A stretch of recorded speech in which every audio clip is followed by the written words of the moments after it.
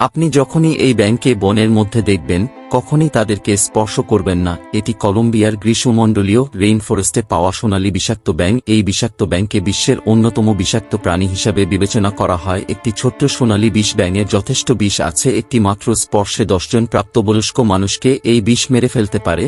তাদের সুন্দর এবং উজ্জ্বল রঙগুলি একটি প্রতিরক্ষা ব্যবস্থা হিসাবে শিকারীদের সতর্ক করার জন্য, তাদের সাথে বিশৃঙ্খলা না করার জন্য কলম্বিয়ার আদিবাসীরা এই ব্যাঙের বিষকে অস্ত্র হিসেবে ব্যবহার করেছে, তাদের তীরের ডগায় যোগ করে। তাই লোকেরা তাদের পয়জন ডার্ট ব্যাঙ বলে। যেহেতু তারা খুব বিষাক্ত, তাদের শুধুমাত্র একটি শিকারী আছে, যা কলুব্রিড সাপের একটি প্রজাতি, যা বিষের বিরুদ্ধে প্রতিরোধ গড়ে তোলে। সোনালী বিষাক্ত ব্যাঙগুলো মাংসাশী এবং তাদের শিকারের আইটেমগুলি পোকামাকড় এবং ছোট মেরুদণ্ডী প্রাণীদের দ্বারা গঠিত, যা সাধারণত উই পোকা এবং পোকা থাকে।